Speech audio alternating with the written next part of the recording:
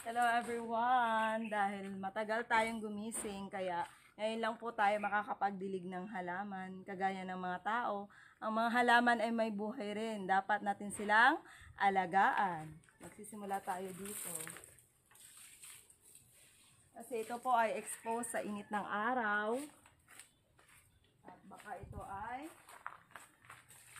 maglanta at mamatay.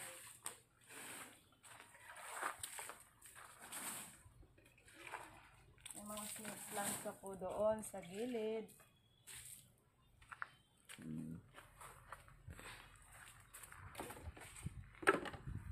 At dito rin po, ito po ay puno ng makopa. At may mga tanim po dito na gulay.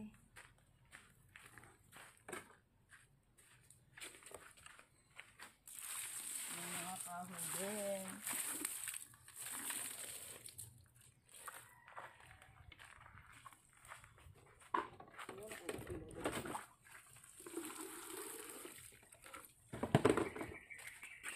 Sa labas din ay may mga tanim. Dito naman.